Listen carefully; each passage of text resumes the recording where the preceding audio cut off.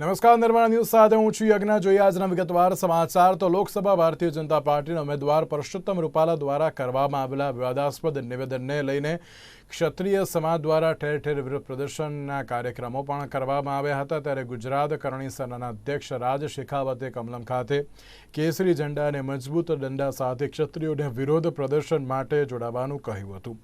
રાજ Shekhawat જયપુરથી Ahmedabad airport પર પહોંચ્યા હતા, જ્યાં તેઓને નજરકેદ કરવામાં આવ્યા હતા। ત્યારબાદ પોલીસે અટકાયત પણ કરી હતી। સાથે ક્રાઇમ બ્રાન્ચની ટીમ દ્વારા રાજ શેખાવતની અટકાયત કરવામાં આવી હતી। ત્યારે અટકાયત દરમિયાન રાજ શેખાવતની પોલીસ સાથે બોલાચાલી પણ થઈ હતી। તેમજ પોલીસ વાનમાં બેસાડવા જતા પોલીસ કર્મીથી પાઘડી નીકળી જતા તેઓ ગુસ્સે થયા હતા અને બૂમાબૂમ પણ કરી હતી। ત્યારે રાજ શેખાવતની અટકાયત કરીને ત્યારબાદ તેમને છોડી દેવામાં આવ્યા હતા।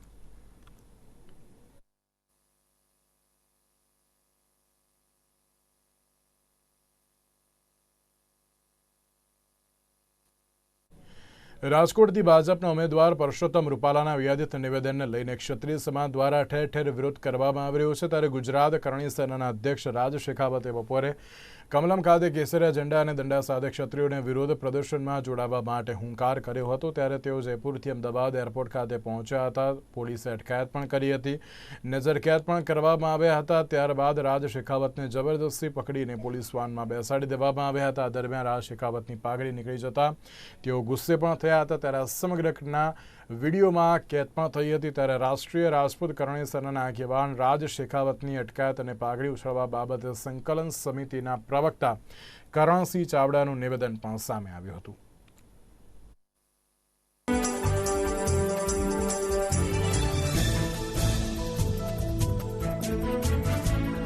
આપ સૌને જય સોમનાથ, જય રઘુનાથ, જય માતાજી।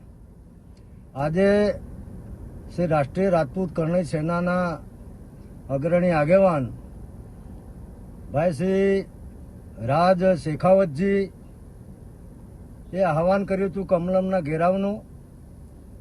લોકશાહીની અંદર દરેકને પોતાની વાત રાખવાનો અધિકાર છે। ક્ષત્રિય સમાજની લાગણી આહત થઈ એના ભાગરૂપે તમામ સંગઠનો, સંસ્થાઓ પોતપોતાની રીતે કાર્યક્રમો આપી રહ્યા છે। કોઈ પણ બાબતની અંદર રજૂઆત જે થતી હોય એ રજૂઆત કરવાની લાગણી, આક્રોશ વ્યક્ત કરવાની હોય।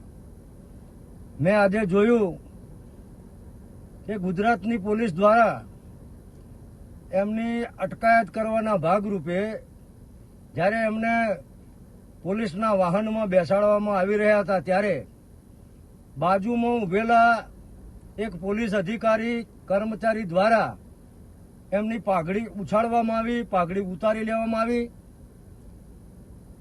આ બાબતનો સમગ્ર ગુજરાતની સંકલન સમિતિ અને ક્ષત્રિય સમાજ વતીથી હું વિરોધ નોંધાવું છું।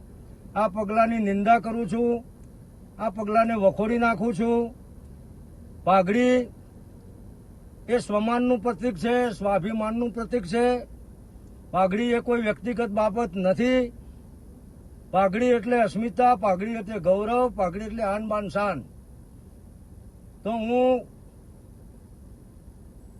ગુજરાતના ગૃહમંત્રી, મુખ્યમંત્રીને પણ અપીલ કરું છું કે આ કૃત્યમાં જે બી કર્મચારી, પોલીસ અધિકારી જવાબદાર હોય એના તાત્કાલિક અસરથી સસ્પેન્ડ કરવામાં આવે અને રાજ શેખાવતજીની જે અટકાયત કરવામાં આવી છે એમને તાત્કાલિક મુક્ત કરવામાં આવે એવી હું પુનઃ વિનંતી કરું છું। અમારું આંદોલન ખૂબ સંયમથી, ધીરજથી ચાલી રહ્યું છે અને આ પ્રકારનું કૃત્ય એ આ આંદોલનને અવળા માર્ગે પણ લઈ જઈ શકે છે। પુનઃ સંકલન સમિતિના પ્રવક્તા તરીકે હું કરણસિંહ ચાવડા આ કૃત્યની નિંદા કરું છું અને સરકારને કહું છું કે આમાં જે વ્યક્તિ જવાબદાર હોય, અધિકારી, અને તાત્કાલિક સસ્પેન્ડ કરવામાં આવે અને રાજ શેખાવતને તાત્કાલિક પ્રભાવથી મુક્ત કરવામાં આવે। જય સોમનાથ, જય રઘુનાથ। રાજકોટના રાજવી માંધાતાસિંહજી જાડેજા દ્વારા રૂપાલાના જે વિવાદ મામલે પત્રકાર પરિષદ યોજવામાં આવી હતી. તેમણે જણાવ્યું હતું કે વ્યક્તિગત સ્વાર્થ માટે કોઈને દુઃખ થાય તેવી ટિપ્પણી ન કરવી જોઈએ. રૂપાલાએ કરેલ ટિપ્પણીમાં સમાજની દીકરીઓને સન્માન પર અસર કરી છે.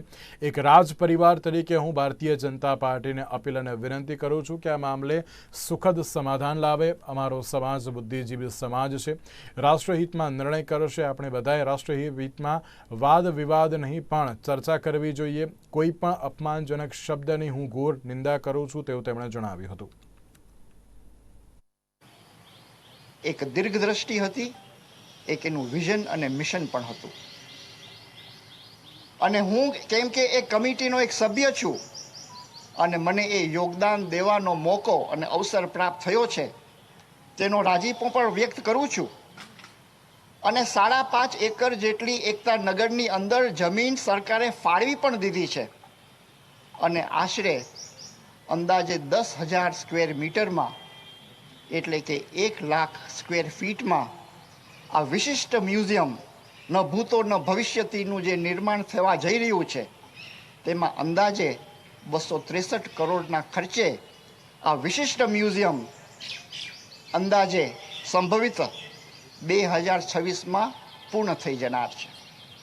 હું આનો સાક્ષી એટલા માટે પણ છું કે અત્યારના ગુજરાત સરકાર મિનિસ્ટ્રી ઓફ કલ્ચર દ્વારા આપણે જુદા જુદા રાજ્યોની અંદર રાજવીઓ સાથેની બેઠકો મળી રહી છે. એ બેઠકોમાં પણ હું હોઉં છું કે જેની અંદર ગુજરાત જે 4 ઝોનની અંદર ડિવાઈડ થયેલું, પછી રાજસ્થાન જયપુરની અંદર બેઠક થઈ, છત્તીસગઢ અને મૈસૂરની અંદર બેઠક થવાની છે. અને બધા રાજવીઓને એક વિનંતી કરવામાં આવે છે કે આપની પરંપરા, સંસ્કૃતિ અને સંસ્કારોને ઉજાગર કરતા આર્કાઇવલ ડોક્યુમેન્ટ્સ સ્વતંત્રતા વેળાએ આદરણીય શ્રી વલ્લભભાઈ પટેલ સાથે થતા આપના કોમ્યુનિકેશન્સ, આપના પત્ર વ્યવહારો, આપના ફોટોગ્રાફ્સ અને ખાસ કરીને રાજ્યોમાં પબ્લિક વર્ક્સ કયા પ્રકારના થયા, ગેઝેટ કોમ્પાઇલેશન અને કયા પ્રકારની પોલિસીસ હતી, જેની અંદર ઘણા રાજ્યોની અંદર આપણે નિઃશુલ્ક શિક્ષણ હતું, નિઃશુલ્ક મેડિકલ સર્વિસીસ હતી. એ બધો એક માર્ગદર્શક અને દિશા સૂચક બને એના માટેના આ બધા જ ડિટેલ્સ બધા રાજવીઓ પાસેથી ભેગી થઈ રહી છે. અને મને પૂરો વિશ્વાસ છે કે આ 2026 ડિસેમ્બર સુધીમાં આ મ્યુઝિયમનું નિર્માણ થઈ જવાનું છે. અને આપણે આ museum of royal kingdoms of India આપણે એકતા નગરમાં એને પૂર્ણ રીતે આપણે જોઈ પણ શકશું. મને એ પણ એક આપની સાથે હું એક શેર કરી શકું એમ છું. શ્રી હરભમજી રાજ બોર્ડિંગ છાત્રાલય કે જે પૂજ્ય લાખાજી રાજ બાપુ અને ટિકિટ આપવી કે ટિકિટ રદ કરવી એ પાર્લામેન્ટરી બોર્ડના અધિકાર ક્ષેત્રમાં છે.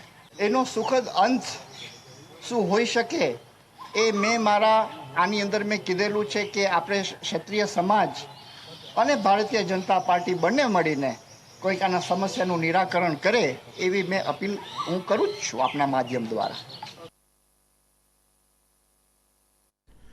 સમાચાર વાત કરીએ તો ઉનાળાને પગલે નવી સિવિલ હોસ્પિટલમાં સ્કિન રોગની ઓપીડીમાં દર્દીઓનો ધસારો જોવા મળી રહ્યો છે. ફંગલ ઇન્ફેક્શનના રોજના 500 જેટલા દર્દીઓ પણ આવે છે. અતિશય ગરમીના કારણે શરીર ઉપર ખંજવા, લાલાશ અને નાના ફોલ્લીઓ થવાના કેસો પણ વધ્યા છે. ત્યારે ગમોરિયા, દાદ ખરજવું, સફેદ ડાઘ તેમજ એલર્જીથી પીડાતા દર્દીઓમાં પણ વધારો થયો છે. તબીબોનું કહેવું છે કે દર વર્ષે મોટી સંખ્યામાં ચામડીના રોગના દર્દીઓ સિવિલ હોસ્પિટલમાં આવતા હોય છે, પરંતુ આ વર્ષે તેમાં 40% વધારો થયો છે.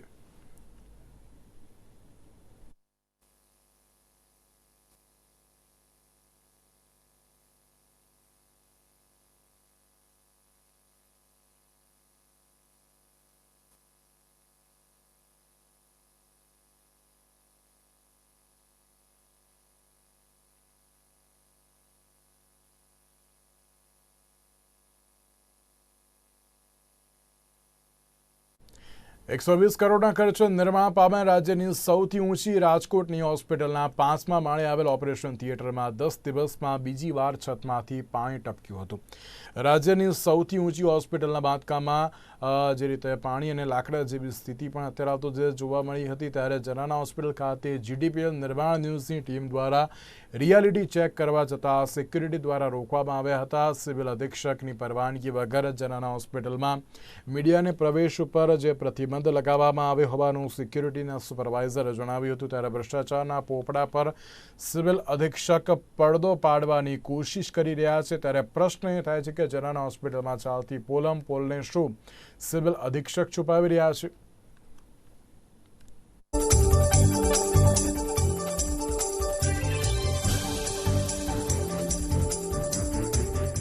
રાજ્યની સૌથી ઊંચી હોસ્પિટલ એટલે કે જનાના હોસ્પિટલ જે 120 કરોડ રૂપિયાના ખર્ચે છે તે નિર્માણ પામી હતી અને ત્યારબાદ વડાપ્રધાનના હસ્તે છે તેનું લોકાર્પણ કરવામાં આવ્યું હતું. લોકાર્પણ બાદ છે તે અનેકવાર વિવાદોમાં આવી હતી, પરંતુ જે વાત કરવામાં આવે તો ગઈકાલથી છે તે 5મા માળ ઉપર છે તે જે ઓપરેશન થિયેટર આવ્યો છે ત્યાં પાણી છે તે લીકેજ થવાની ઘટના સામે આવી હતી અને ત્યારબાદ છે તેને રિપેરિંગ કરવાની કામગીરી છે તે અધિક્ષક દ્વારા જણાવવામાં આવ્યું હતું. પરંતુ હાલ જ્યારે વાત કરવામાં આવે તો જ્યારે ગુજરાત ન્યૂઝની ટીમ છે તે જનાના હોસ્પિટલ ખાતે પહોંચી હતી ત્યારે તેમને અટકાવવામાં આવ્યા હતા, જેની પાછળનું એક મુખ્ય કારણ એ રહ્યું હતું કે શું ઉપર જે 5મા માળ ઉપર ઓપરેશન થિયેટર છે ત્યાં સાચે જ સમારકામ થયું છે કે નહીં તે બાબતે પણ છે તે હાલ શંકાઓ સેવાઈ રહી છે. કારણ કે અહીંયા સિક્યુરિટીને છે તે ઉપરથી આદેશ છે કે જ્યાં સુધી અધિક્ષક છે તે પ્રવેશ માટેનો નિર્દેશ ન આપે ત્યાં સુધી છે તે મીડિયાને પણ છે તે જનાના હોસ્પિટલમાં છે તે પ્રવેશ ઉપર પ્રતિબંધિત લગાવવામાં આવ્યા છે. જ્યારે બીજી તરફ વાત કરવામાં આવે તો જનાના હોસ્પિટલ છે તે અનેકવાર વિવાદોમાં આવી છે. ત્યારે વધુ એક વિવાદ કહી શકાય કે ઓપરેશન થિયેટરમાં છે તે પાણી લીકેજ થવાની ઘટના સામે આવી હતી અને ત્યારબાદ છે જ્યારે ગુજરાત ન્યૂઝની ટીમ છે તે જનાના હોસ્પિટલની મુલાકાત લીધી હતી ત્યારે તેમને છે તે ગેટ પર જ અટકાવવામાં આવ્યા હતા અને અધિક્ષક પણ છે તે ઉડાવ જવાબ આપી રહ્યા હતા. ત્યારે બીજી તરફ વાત કરવામાં આવે તો કે જે મીડિયા સમક્ષ છે તે માહિતી છુપાવી રહ્યા છે કે શું તે પણ બાબતે ઘણા પ્રશ્નો ઉઠી રહ્યા છે. કારણ કે જે ઓપરેશન થિયેટરનો પાણી લીકેજ થવાની ઘટના સામે આવી હતી તે સમારકામ કરવાની વાત છે તે પણ કંઈક ના કંઈક હવામાં હોય તેવું લાગી રહ્યું છે. કારણ કે જે મીડિયાને છે તે જે ઓપરેશન થિયેટર સુધી છે તે પહોંચવા ન દેવા માટે સિક્યુરિટીને પણ છે તે આદેશ આપવામાં આવ્યા છે. જ્યાં સુધી છે એ સિક્યુરિટીને અધિક્ષક દ્વારા નિર્દેશ ન મળે ત્યાં સુધી છે તે સિક્યુરિટીને ઉપર જવા માટે અથવા તો જે કેમેરા પર્સન હોય કે રિપોર્ટર હોય તેમને ઉપર જવા માટેના છે તે નિર્દેશ ફરવામાં આવ્યા છે. તેમને છે તે પ્રતિબંધ પણ ફરવામાં આવ્યો છે. કેમેરામેન પ્રવીણ પરમાર સાથે વિપુલ પરમાર, રાજકોટ.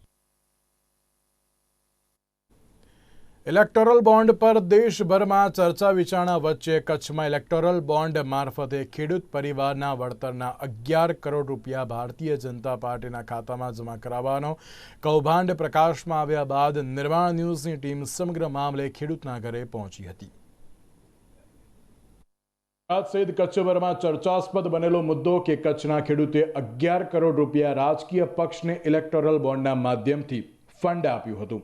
સમગ્ર કિસ્સામાં સત્ય જાણવા માટે GDPLની ટીમ અંજાર નજીક આવેલા વરસામેડી ગામ ખાતે પહોંચી હતી. અમારી ટીમે સવાભાઈ મણવરના ઘરે પહોંચ્યા હતા અને 11 કરોડ ફંડ આપનાર ખેડૂતના ઘરની પરિસ્થિતિ જોઈને અમે અવાચક બન્યા હતા.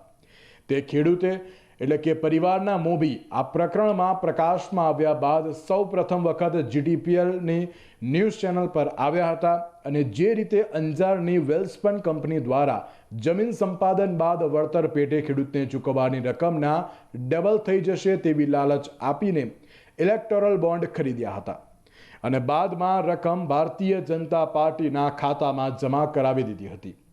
ખેડૂત પરિવારના સભ્ય હરેશભાઈ મણવરે GDPLની ટીમ સમક્ષ પોતાની વ્યથા ઠાલવતા કહ્યું હતું કે જમીનના સંપાદન વખતે વળતર પેટે તેમને મળવા પાત્ર 11 કરોડ રૂપિયા ભાજપના ખાતામાં જમા કરાવીને છેતરપિંડી કરવામાં આવી છે. આ સમગ્ર પ્રકરણમાં અંજારની વેલ્સપન કંપની અને તેના અધિકારીઓ દ્વારા મારી સાથે વિશ્વાસઘાત કર્યો છે. ઇલેક્ટોરલ બોન્ડના આ ખેલમાં કરોડો રૂપિયાના વ્યવહાર કરવામાં આવ્યા છે, પરંતુ અમારા જેવા એક ગરીબ ખેડૂત પરિવારના હકના 11 કરોડ રૂપિયા જે પારદર્શક રીતે અમને મળે તેની જવાબદારી જમીન સંપાદન અધિકારીની હતી. પરંતુ કંપનીએ લાલચ આપીને સહીઓ કરાવીને બોન્ડની રકમ બારોબાર ભાજપના ખાતામાં જમા કરાવતા અમારી સાથે અન્યાય થયો છે, ત્યારે ખેડૂત પરિવારને તેમના હકની રકમ મળવી જોઈએ તેવી તેમણે માંગ કરી હતી.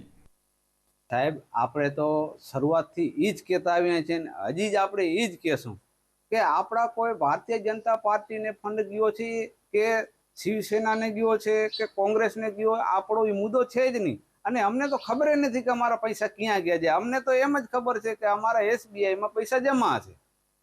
હવે ઇલેક્ટ્રિક બોન્ડ તરીકે આપણા SBIમાં બ્રાન્ચની અંદર પૈસા જમા હોય તો આપણને શું ખબર હોય સાહેબ કે આપણા પૈસા સેફટીમાં જ પડ્યા છે. આ તો બોન્ડ તરીકે જે આ જાહેરાતું થયું ને બધું થયું, પાદરું થયું, ત્યારે ખબર પડી કે તમારા પૈસા તો ભાઈ આવે આવા બોન્ડ તરીકે આ તો ઉપડી ગયા. અને વેબસાઇટ ઉપર બતાવ્યા છે કે તમારા 11 કરોડ ને આટલા ઉપરના કાંક જે કાંઈ બી હોય એ તમારા પૈસા ઉપડી ગયા. તો આ ખોટું કરનાર એ અમારાથી કંપની છે અને કંપનીના મહેન્દ્રસિંહ સોઢા છે જે વેલ્સ ફંડના અધિકારી છે. હવે એને ક્યાં ક્યાં પૈસા દીધા છે એ આપણને સાહેબ કાંઈ ખબર જ નથી. સમગ્ર મામલાની શરૂઆત ક્યાંથી થઈ અને આ મામલો 11 કરોડના ચૂંટણી બોન્ડ સુધી કેવી રીતે પહોંચ્યો તેની ચોંકાવનારી હકીકત અંગેનો પર્દાફાશ GDPLની ટીમે કર્યો હતો. હરેશ મણવરે કહ્યું હતું કે વરસામેડી ગામમાં મારા પરિવારને અમારી જમીન સંપાદન કરીને વેલ્સપન સેઝ લિમિટેડ કંપની દ્વારા જમીન સંપાદન અધિકારીના માધ્યમથી 16 કરોડ 61 લાખ આપવાનો એવોર્ડ મળ્યો હતો. વેલ્સપન સેઝ દ્વારા અગાઉ 2.80 કરોડનું વળતર અગાઉથી ચૂકવી દેવામાં આવ્યું હોવાથી એવોર્ડ મળ્યા બાદ તેમણે આશરે 13.81 કરોડ ચૂકવવાના હતા. વળતર મળવાનું હતું તેના એક સપ્તાહ પહેલાથી વેલ્સપન સેઝ લિમિટેડ કંપનીના ઓફિસર મહેન્દ્રસિંહ ફતેહસિંહ સોઢાએ કંપનીના વરસામેડી ખાતે આવેલા વેલ હોમ નામના ગેસ્ટ હાઉસમાં મિટિંગો રાખીને અમારા પરિવારને સમજાવી રહ્યા હતા કે આટલી મોટી રકમ જો તમારા બેંક એકાઉન્ટમાં રાખશો તો ઇન્કમટેક્સ સહિતના સરકારી ડિપાર્ટમેન્ટ તમને હેરાન કરશે. તે માટે વળતરની કરોડો રૂપિયાની રકમથી જો ઇલેક્ટોરલ બોન્ડ ખરીદશો તો કાયદાકીય માથાકૂટમાંથી બચી જશો અને રકમ પણ દોઢી થઈને તમને મળશે. ગાંધીનગર સ્ટેટ બેંક ઓફ ઇન્ડિયામાંથી ઇલેક્ટોરલ બોન્ડ લેવામાં આવ્યા હતા. ત્યાં સુધી સતત તેઓ માર્ગદર્શન કરી રહ્યા હતા, પરંતુ 3 મહિનાનો સમય પસાર થયા બાદ અમારા પિતાજી સવાભાઈએ શંકા ગઈ અને એટલે તેમણે બોન્ડની રકમ ક્યારે મળશે તે અંગે પૂછવાનું શરૂ કર્યું હતું. ત્યારે વેલ્સપન સેઝ લિમિટેડ કંપની અધિકૃત ઓફિસર મહેન્દ્રસિંહ ફતેહસિંહ સોઢાએ કહ્યું હતું કે હવે તમને રૂપિયા મળશે નહીં. એટલે કે કિસાન પરિવારે સતત માહિતી મેળવવાનો પ્રયાસ કર્યો હતો. તે દરમિયાન સુપ્રીમ કોર્ટના આદેશને પગલે જ્યારે SBI બોન્ડ ખરીદનારા લોકોનું લિસ્ટ જાહેર કર્યું હતું ત્યારે ખબર પડી હતી કે તેમની જમીનના વળતરના કરોડો રૂપિયા તો ઇલેક્ટોરલ બોન્ડ સ્વરૂપે સત્તા પક્ષ ભારતીય જનતા પાર્ટીના એકાઉન્ટમાં જમા થઈ ગયા છે. વેસ્પન કંપનીએ મારા બાપાને બોડી નાખ્યા. બરાબર, મને ક્યાં અમને ભાઈઓને ક્યાં મિટિંગમાં લઈ જ ના જતા. ત્યાં બોલાવતા કંપનીએ બાપાને જ બોલાવતા. બરાબર, ને એકાદી 2 વખત અમને મિટિંગમાં લઈ ગયા, એવી પણ ચર્ચા ના કરે કોઈ જાતની આવી. ને બાપાને સમજાવે કે ભાઈ આવી રીતે બોન્ડમાં આવી રીતે છે ને આવી રીતે રકમ તમે રોકો, એમ કે તમે દેના બેંકમાં લાખ રૂપિયા ડિપોઝિટ રાખો છો ને બંધીમાં રાખો છો તો આટલી મોટી રકમ છે તો આ કે ગામડી બેંક કહેવાય કે તો તમે કે ગાંધીનગર SBI જે બેંક છે મોટી કે તો આ રકમ કે તમે ગામડામાં ના રાખી શકો કે ગાંધીનગર આપણે કે બેંક છે કે મોટી કે ને એમાં કે તમે રાખો જમા કે ને આમાં દોઢી રકમ તમને મળશે. તો બાપા વાત કરીને મેં કીધું અમે ભલે અમને બોન્ડની તો કોઈ વસ્તુની અમને ખબર નથી, બોન્ડ એટલે શું, બોન્ડ વસ્તુ શું છે એ જ અમને ખબર નથી. તો અમે કીધું ભલે. તો SBIમાં એ બોન્ડ લીધા 11 કરોડના ને પછી વાયા અમને મેસેજ મળ્યા કે ભાઈ તમારા બોન્ડ જે છે ને એ ક્યાંય ફિક્સ બિક્સમાં નથી ગયા, પણ ભાજપ જનતા પાર્ટીમાં એ હાલ્યા ગયા છે તમારા પૈસા. તો અમે સોઢા સાહેબને વાત કરીને ભાઈ જાણ કીધું કે સાહેબ આવી રીતે અમારા પૈસા પાછા અમને ખપે છે. તો હવે પાછા ના મળે કે હવે તમે ભૂલી જાઓ. તો અમે કામ કરતા હતા એમાં મગજમારી કરી સાહેબે અમારાથી, રોહિત ત્રિપાઠી, એમાંથી મને બ્લેકલિસ્ટ કરી નાખ્યો છે. કંપનીમાં મને ઘૂસવા નથી દેતા. નનકાભાઈને કંપનીમાંથી કાઢી નાખ્યો છે. ને ખેતરમાં આ લોકો 8 વર્ષ થયા અમારા ખેતરમાં અમને જ નતા ઘૂસવા દેતા. ના, અમે કોઈ એને આપ્યા પણ અમારી કાંઈ એવી છે એટલી છે નહીં. અમે અમારા પોતે અમે મજૂરી કરીને ખાતા તો અમે ક્યાંથી આપીએ કે સાહેબ? અમારે તો આ જમીન હતી તો એમાંથી વેચીને કાંઈ સરકારમાં જઈને વેચાણ થશે ને એ તમને પૈસા આપશે તો એ સરકારે અમે પૈસા આપ્યા તો એ કંપની છે એ અમને રૂપિયા લઈને ત્યાં 16 કરોડ રૂપિયા અમે લઈ કરી કીધું કે આ 16 કરોડ રૂપિયા તમને જડ્યા, તો એ ચેક આપ્યા. પછી 11 કરોડ જેવું કાંક હતું. એ હું તો ભણેલો છું ને મને કંઈ ખ્યાલ અમે છોકરા, એટલે હું સાહેબ માથે વિશ્વાસ રાખ્યો. આ છોટા સાહેબ કંપનીના એના માથે વિશ્વાસ હતો આપણે કે જી કરે સાહેબ બરાબર. અમને એ ખબર એમ પડી કે આ વાત થાય એવો નહીં કે ભાઈ આ બોન્ડમાં આવે, બોન્ડવાળી અમને કાંઈ ખ્યાલ નથી કે શું છે. પણ પછી અમને ખબર પડી કે આ તો પૈસા તમે એમાં ગયા છે ને, આ તો નીકળી ગયા છે તમારા પૈસા. ત્યાં અમને ખ્યાલ પડી. પછી અમે આ પોલીસ છોકરાને કીધું ભાઈ, તો છોકરાએ મને કહેવા માંડે કે બાપા તમે આટલો બધો વિશ્વાસ રાખ્યો તો હેરાન કે આટલી બધી આવ્યો. પછી પોલીસ ખાતામાં અમે ફરિયાદ કરી. ત્યારે આ સમગ્ર પ્રકરણમાં ચોંકાવનારી વિગતો સામે આવી છે. ગુજરાતમાં રાજકીય રીતે શિવસેનાનું કોઈ વજૂદ નથી. શિવસેનાનો ગુજરાતમાં એક પણ કાઉન્સિલર ચૂંટાયો નથી. છતાં કંપનીએ શિવસેનાને 99 લાખ રૂપિયાના બોન્ડ ખરીદીને શિવસેનાના ખાતામાં જમા કરાવ્યા છે. જાણકારો કહી રહ્યા છે કે ખાનગી કંપનીના હિતો મહારાષ્ટ્રમાં પણ હોવાથી શિવસેનાને રાજી રાખવા માટે આ રકમ કંપનીએ આપી છે. વાસ્તવમાં તો આ સમગ્ર પ્રકરણમાં કંપનીના જવાબદારો સહિત જે પણ રાજકીય લોકો સંડોવાયેલા હોય તેમના વિરુદ્ધ FIR કરવાની જેમની ફરજ છે એ પૂર્વ કચ્છ SP ફોન ઉપાડી રહ્યા નથી. ત્યારે ખેડૂત પરિવાર સાથે થયેલી છેતરપિંડીના પ્રકરણમાં ન્યાય મળશે કે નહીં એ તો સમય જ બતાવશે. પરંતુ આ સમગ્ર મામલે પોલીસ, મહેસૂલી તંત્ર અને ભારતીય જનતા પાર્ટીમાંથી કોઈ પણ મોઢું ખોલવા માટે તૈયાર નથી. ત્યારે હવે સામાન્ય જનતાને આ મૌન પણ અકળાવી રહ્યું છે અને ઇલેક્ટોરલ બોન્ડની આડમાં આવા બીજા પણ કૌભાંડો અંગે શંકાને મજબૂત બનાવે છે. પરેશ રાજગોર, નિર્માણ ન્યૂઝ, કચ્છ. આગામી સમયમાં લોકસભાની ચૂંટણી યોજાવા જઈ રહી છે ત્યારે લોકશાહીના પર્વ એવા ચૂંટણીમાં સૌની ભાગીદારી અને હિસ્સેદારી વધે તે માટે તંત્ર દ્વારા વ્યાપક પ્રયાસો કરવામાં આવી રહ્યા છે. ગીર સોમનાથ કલેક્ટર દ્વારા મહિલા મતદારો જાગૃતિ કાર્યક્રમ યોજીને સંવેદનશીલ મતદાન મથકોની મુલાકાત લેવામાં આવી હતી. ત્યારે આ સંદર્ભમાં જિલ્લા કલેક્ટર દિગ્વિજયસિંહ જાડેજા દ્વારા પણ વિશેષ અભિયાન રૂપે કોડીનાર નગરપાલિકા અને આસપાસ આવેલા વિવિધ ગામોમાં લોકોમાં મતદાન જાગૃતિ વધે તે માટે જાતે રૂબરૂ ઉપસ્થિત રહીને નાગરિકોને લોકશાહીના પર્વમાં ઉત્સાહપૂર્વક ભાગીદાર બનવા માટે અપીલ કરી હતી. ત્યારે કોડીનાર પાણી દરવાજાથી શરૂ થયેલી આ પગપાળા રેલી સોમનાથ મંદિર, અજંતા ચોક, છારા ઝાંપા થઈને ગર્લ્સ સ્કૂલ ફરી હતી. આ સાથે કલેક્ટરના નેતૃત્વમાં જિલ્લા પોલીસ દ્વારા સંવેદનશીલ વિસ્તારમાં ફ્લેગ માર્ચ કરીને શાંતિપૂર્ણ રીતે લોકો મતદાનમાં જોડાય તેવી લોકોને અપીલ પણ કરી હતી અને અવગત પણ કરાયા હતા.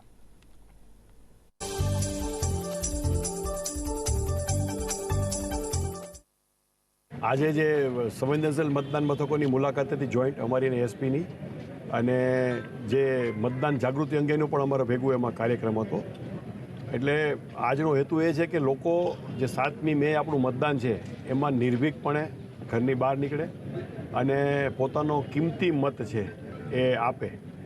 અને જે અમુક આળસમાં રહી જતા હોય તો એમને પણ અપીલ છે કે ભાઈ હવે આટલી વ્યવસ્થા કરી હોય, આટલું બધા કામે લાગ્યા હોય અને દેશ માટે છે તો આપણા બીજા બધા કામો બાજુએ મૂકી અને અચૂક 10 મિનિટ કાઢી અને પોતાનો મત આપે.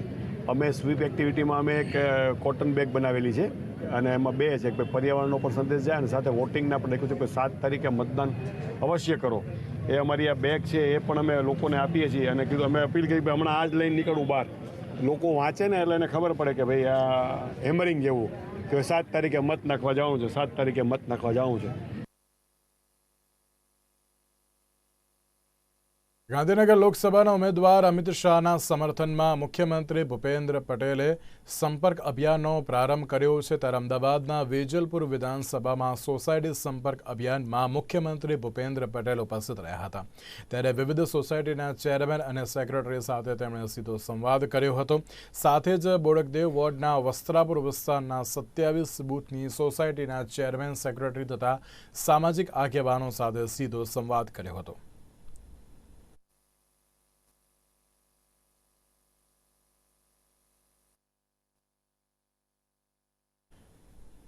ઉનાળો શરૂ થતાં જ ભુજમાં પાણીના નામની પારાયણ જોવા મળી રહી છે, ત્યારે ભુજના ભુજોડી ગામમાં હાલ પાણીનું સંકટ તોળાઈ રહ્યું છે. ભુજોડી પાસે નર્મદાની પાઇપલાઇનમાં ગાબડું પડતા છેલ્લા 6 દિવસથી ગામના 11 વોર્ડમાં પાણીનું એક ટીપું પણ જોવા મળતું નથી. ત્યારે વોર્ડના રહીશો 3 ગણા ભાવ આપીને 1200ના ભાવથી પાણીના ખાનગી ટેન્કર મંગાવી રહ્યા છે. આમ છતાં પ્રશાસન અધિકારીઓ આ બાબતને લઈને ગંભીર હોય તેવું ક્યાંય જોવા મળતું નથી. તો આ બાબતને લઈને ગામના રહીશોનું કહેવું છે કે પ્રશાસન અધિકારીઓને રજૂઆત માટે ફોન કરવામાં આવે છે તો ફોન ઉઠાવવામાં આવતો નથી. એટલું જ નહીં પરંતુ પાઇપલાઇનમાં પડેલા ગાબડાનું સમારકામ હજુ સુધી ન કરવામાં આવતા પાણીની વિકટ સમસ્યા સર્જાઈ છે. ગામો સુધી સરકારના પાણી પહોંચાડવાના સંકલ્પની વચ્ચે નર્મદાના પાણી પર આધારિત ભુજ શહેરને તરસ્યા રહેવાનો વખત આવ્યો છે. નર્મદાની મુખ્ય નહેરમાં ગાબડું પડવાથી ભુજને આપવામાં આવતું પાણીનું વિતરણ બંધ થઈ ગયું છે. છેલ્લા 10 દિવસથી ગાબડાનું સમારકામ પૂર્ણ થયું નથી, જેને પરિણામે ભુજોડીમાં પાણીની કટોકટી ઊભી થઈ છે. હાલ 10 દિવસનો સમય પસાર થઈ ગયો હોવા છતાં હજુ પણ આ સમસ્યાનો કોઈ પણ ઉકેલ આવ્યો નથી. તો આ બાજુ આ બાબત ઉપર વિપક્ષના નેતાઓનું કહેવું છે કે લોકોના ઘરમાં અંડરગ્રાઉન્ડ ટાંકા હતા તે ખાલી થવા આવ્યા છે. કેટલાકે ટેન્કરના 2 થી 2.5 ગણા ભાવ પણ વધુ ચૂકવીને પાણી મેળવ્યું છે અને કરકસરથી વાપર્યું તો પણ પાણીની પારાયણ તો ઊભી જ થઈ. ભુજ નપ્પા પહેલાં આ જે ટેન્કરો માધ્યમની સેવાઓના 205 રૂપિયા લેતી હતી અને નગરજનોને પાણી આપતી હતી, પણ છેલ્લા એકાંતરે અને 2 દિવસમાં જે પાણી મળતું હતું એવા 3 થી કરી અને 11 નંબરના વોર્ડમાં ટોટલ આજે 10 દિવસથી પાણી મળી રહ્યું નથી. ભુજોડી બ્રિજ છે એની નીચેથી રેલવે અને સબ કેનાલો નીકળી રહી હતી જે સંપૂર્ણપણે ભાંગી ફૂટી છે અને જો નર્મદા ન હોત તો ભુજની પરિસ્થિતિ આવીને આવી થાય. 35 વર્ષથી વધુ સમયકાળ દરમિયાન ભારતીય જનતા પાર્ટીનું શાસન ભુજ નપ્પામાં રહ્યું છે અને ક્યાંક ને ક્યાંક અત્યારે પણ જે પાણીના ટાંકાઓ છે જે એક જ ચાલુ છે અને અત્યારે ગઈકાલે વહીવટીતંત્ર કલેક્ટર શ્રી કચ્છે જ્યારે આ પ્રકરણને હાથમાં લીધું ત્યારે એક એરપોર્ટ ભુજ પાસેનો સંપ ચાલુ કરવામાં આવ્યો છે. માત્ર 4 ટેન્કરોની વચ્ચે 1,73,000 ધરાવતું ઘર ધરાવતું ભુજ શહેર અને 3 લાખ વધુથી વસ્તી ધરાવતા પાટનગરને કઈ રીતે પાણી મળી શકે એ પણ એક પ્રશ્ન છે. આમાંથી કહી શકાય કે ભાજપના સત્તાધીશો, માનનીય ધારાસભ્યશ્રી, કાઉન્સિલર સદંતરપણે નિષ્ફળ છે, કારણ કે 35 કરોડ રૂપિયાના ખર્ચે જેપી કન્સ્ટ્રક્શન પ્રાઇવેટ લિમિટેડ નામના એક કોન્ટ્રાક્ટરને કામ આપવામાં આવ્યું છે. એ જ લાઈન કાલે તૂટી છે તો ક્યાંક કહી શકાય કે પ્રજાના પૈસા જે ટેક્સને વેરા વસૂલાત કરવામાં આવે છે સંપૂર્ણપણે નિષ્ફળ થયા છે. કલેક્ટરશ્રી અને એસડીએમની દરમિયાનગીરી પછી જ જો વ્યવસ્થાઓ કરવામાં આવે તો એવું કહી શકાય કે ભુજ ભાજપના કાઉન્સિલરો સદંતરપણે નિષ્ફળ છે અને જનતાને પાણી નથી આપી રહ્યા. આ તો માત્ર ઉનાળાની શરૂઆત છે. જો પ્રજા આટલી ત્રસ્ત હોય, જો આવીને આવી પરિસ્થિતિ રહેશે તો ભુજે આજ માત્ર 10 દિવસ સહન કર્યું છે. હવે ભુજની જનતાએ એક મહિનોથી વધુ સમય પીરિયડ આ પાણીની સમસ્યાઓને સહન કરવાનો આવશે. ભુજમાં અત્યારે દુષ્કાળ જેવી પરિસ્થિતિ છે. ક્યાંય લોકોને મોટો ધોવા માટે પણ પાણી નથી અને ખરેખર ભુજ નગરપાલિકાની ભૂલ છે કે આટલા વર્ષોથી ક્યારે બીજી કોઈ વૈકલ્પિક વ્યવસ્થા જ નથી કરી અને નર્મદા આધારિત રહ્યા છે. હમણાં નગરપાલિકામાંથી દરખાસ્ત હતી બોર કરવાની, એ પણ બનાવવાની ધારાસભ્યશ્રીએ ના પાડી. ઉપરાંત અગાઉ બોર બન્યા છે એમાં ભ્રષ્ટાચાર થયો છે, ભારા પરિયોજનાના નામે ભ્રષ્ટાચાર થયો છે અને આટલા વર્ષોના શાસનમાં આ લોકોએ એક ડેમ પણ નથી બનાવ્યો. ખરેખર એવી કોઈ વ્યવસ્થા ઊભી કરી હોત તો વરસાદનું પાણી સંગ્રહ કરીને આજે એમાંથી જે મુંબઈ ને મોટા શહેરોમાં છે એવી વ્યવસ્થા ગોઠવેલી હોય તો ક્યારે આટલી ઇમરજન્સી જેવી પરિસ્થિતિ ન થાય. આ માત્ર નર્મદા ઉપર આધાર રાખવાના કારણે જ્યારે પણ લાઇનમાં બ્રેક પડે છે ત્યારે આ તકલીફ થાય છે.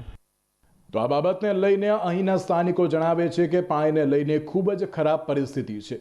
આટલા બધા દિવસો પસાર થઈ ગયા પણ હજુ કોઈ નિવેડો આવ્યો નથી. એટલું જ નહીં, જ્યારે તંત્રને આ અંગે પૂછવામાં આવે છે ત્યારે તંત્ર પણ આ ખાડા કાન કરી રહ્યું છે, કોઈ જ જવાબ આપતું નથી. પાણીની તો હવે તમને ખબર છે બહુ સમસ્યા થાય છે, પણ હવે આ લોકો કોઈ સાંભળતા જ નથી. જ્યાં જઈએ ત્યાં કે આવી જશે એમ કર્યા રાખે છે અને હજી અતોપતો કાંઈ છે નહીં.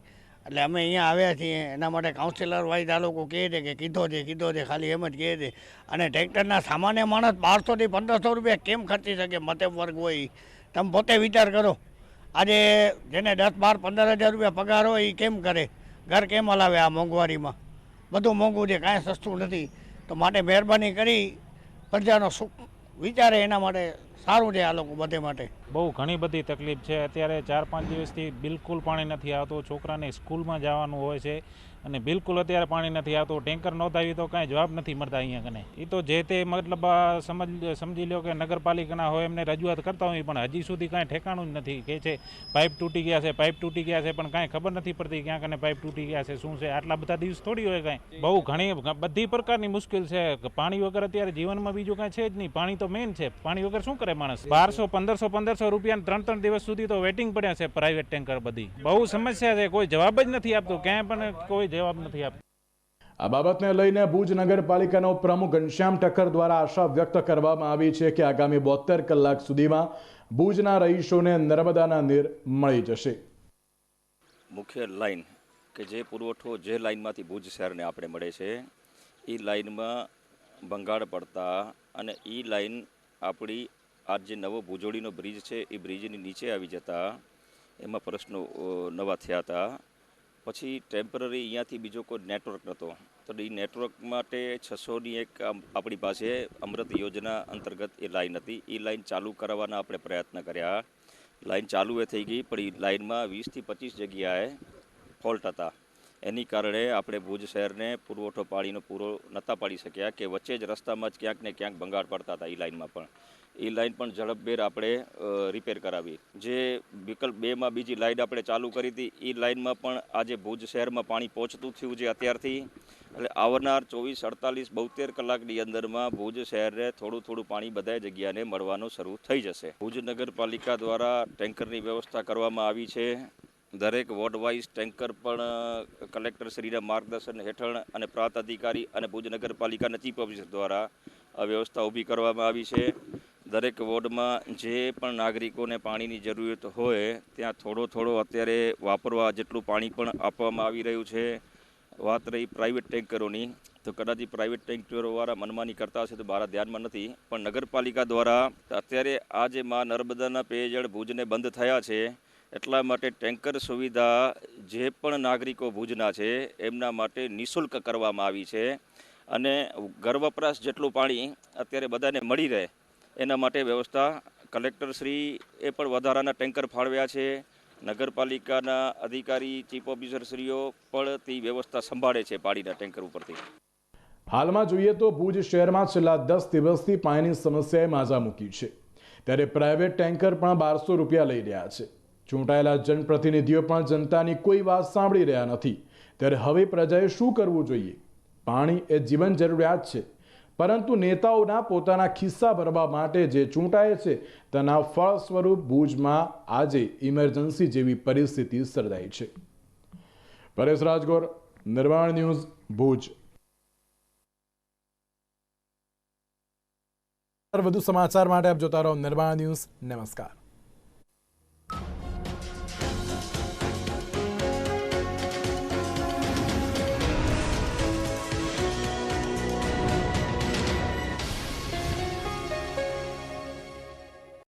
પ્રજાએ 15 લાખ જતા કર્યા છે.